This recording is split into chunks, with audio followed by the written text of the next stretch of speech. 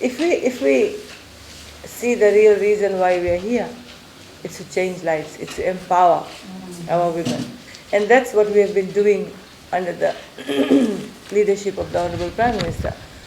At the Ministry of Women, we have been on the ground almost every day, meeting communities, traveling to hard to reach places. And we actually have a project called Reach. Just 2 days ago, we were in the center of Vitilevu, where we had to travel from here to Nandra was about 5.5 hours drive. My team is still there, trying to bring government services close to the people. Because some of us, you know, we live in very far, hard to reach places. So it is our responsibility as a responsible government to make sure that we take our services to you. So at the Ministry of Women, we have a project team called Reach. Okay? It comes in the form of a bus, 3 buses. So we take the buses with all the services, whether it's elections office, whether it's BDM, whether it's water authority, whether it's FEA. We have some RFMF engineers currently doing electrification program in that Nandra village I'm talking about. So everything we pack, the services is packed in the bus and we take it.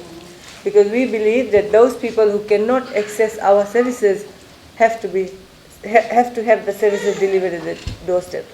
So while that is going on, and our team stays in villages for a week, sometimes days, unless and until all the villages around that place have access to the service. So this is what I got in Manasabu. It was rainy and all that, but it's worth it.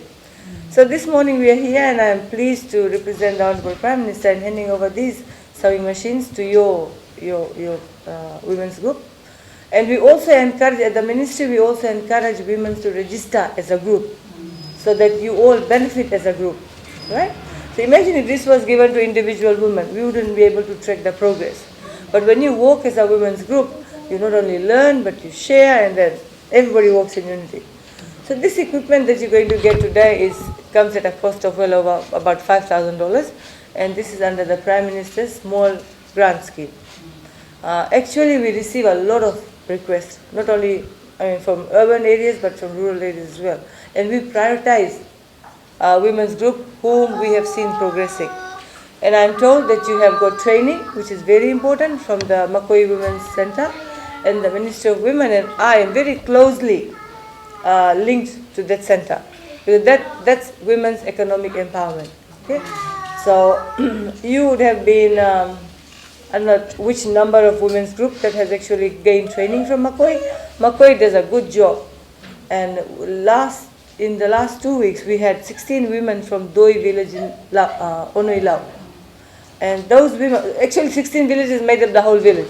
The women made up the whole village. So actually the whole village, women were here training. And so we also plan, the ministry also plans to take this over to them, because they've got the training, but they don't have the tool. So the training is incomplete if you don't have the tools. So they will be able to generate income for themselves and their families. Now, what is it that we are trying to achieve? What is it that the government is trying to achieve by empowering you? Women make up half the world's population, and women make up half of Fiji's population. So it's only right, and it's only justifying our investment in women. We want to invest in women because women, well, I believe investing in women is smart economics. When you earn, not only does it increase your self-confidence, it also helps your earning capacity. And what do you do with the income that you earn? It is filtered down to the village. You equally support your spouse, you equally support your families. And I strongly believe the issue of domestic violence that we have in Fiji, ladies believe it, it's very high. I mean, some of you may have been victims of domestic violence, right? But we can stop that. No woman has to be forced to stay in a violent relationship. We believe in that. And at the Ministry of Women, we also believe in that. So if you economically empower a woman, give her training and tools to earn a living, she has more say, isn't it? Otherwise, you don't earn. The husband will tell you, just shut up. You earn, you live off me. Not all men, but yes, 74% of women in Fiji have gone through domestic violence.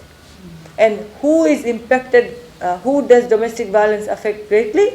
It's our little children. We don't want them to grow up learning that violent behavior is okay. But if in the home we show them the husband beats up the wife or the children, what are we teaching them? We are teaching it's okay to be violent. We don't want that. So, as a way of combating domestic violence, we want to economically empower you. Give you these things so that you work hard. See, you have to work hard. Just because this has been given to you free, just because the training has been given to you for free, it doesn't mean you don't value that. Value the skills you've got, right? Government has investment in Makoi Vocational as well. We fund them too. But I must at this point in time commend the directors, the board of directors, the trustees for Makoi, because that's the first of its kind in Fiji. And from 2016, if I'm correct, so many women have gone through that. And every year, that center is progressing. And you are a product of that center, okay? So, I was talking about hard work. You'll have to sacrifice your time because you still have to do your housework. Somehow, traditionally, we are just meant to do that, eh? We wake up every morning, we cook, we clean, that's okay. I don't complain, I do the same thing. Every morning I cook, I prepare and everything for my children. And now I have a grandson, so I have to prepare his food, feed him. That's the job that we women are expected to do. So even though you get into a paid employment, even though you want to start up your own little business and stuff, that doesn't take the job away from us, right? Of course, we don't have to do it, right? We don't have to do it. The husband or the boys in the house or the girls in the house should equally support you. So train your boys, train your children to do the share when it comes to housework. It's called unpaid economy. We are not paid for that. Nobody pays us for the hours we cook, make the roti and, bellow the roti and stuff like that. But the younger generations these days have a different view. Eh? They want to be independent. They go buy from restaurants, whatever, but it takes money. So, this equipment today that we'll be giving to you will help you save as well. The saving culture, I think we lack the saving culture. Some of us just think for the day, our eyes get hungry and want to buy this, buy that. Save. So with the trainings that ministry is organizing, we can help you go through a financial literacy training. There are a lot of organizations, banks, etc., who will come and teach you how to save for the rainy days. So when you save, what happens? You feel happy, you have some money there for the rainy days. Eh? So tomorrow if you need some money, you get sick or something like that, you know that you have saved. You don't have to go and ask people, plead with people. So that's the whole idea of economically empowering you. I'd also like to inform you that last night the Honorable Prime Minister opened up the Satyasai Sanjeevani Children's Heart Hospital. That's a first of its kind in Fiji and the Pacific. So now the days are over. If you don't have money and your child is suffering from heart diseases, you have a hospital right there in Nasinu, right? And yesterday we were told that the surgeons and the specialists will be operating on Fijian children. They have saved lives. The Sai Prema Foundation has saved lives of so many children. And now they have opened up a specialist hospital for our children. So please make sure you use those facilities, okay? Take good care of your health, look after your children, okay? And prosper in life. You will prosper in life if you work hard. Nobody gets things just like that. I mean, if you hear all people around you, their stories, everybody has worked hard. Hard work leads to success. And that is what we need to instill in today's generation. Nothing comes easy, right? Even this comes at a cost of close to $5,000. And imagine the impact. How many $4,500 will you be able to generate from this? That's important. You might have to work late at night. You have to sacrifice some of your family time and leisure time. But you can stitch. One day you can stitch my chama. I love to wear that. But the training is something nobody can take it away from you. Hard work is something nobody will take away from you. And the power lies within each of you. Be true to yourself like your, what's it called? So true. Yeah? So true. So be true to yourself. Okay? We all have handicap. We all have challenges. Some of you might not so as beautifully as the others. Learn. And there's no age barrier to learning, ladies. Remember that. Right? There's no age barrier to learning.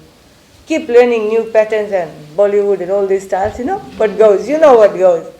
And I'm sure your group together will produce one of the best garments that Fijians can wear. And there's a lot of, there's a lot of money to make. These days tailors, they stitch a blouse, how much? $40, $50, chamba, $40, $50. Don't sell it cheap. If you have the talent, the garment that you're going to stitch has quality and style, put a high price to it. Okay? It's your effort.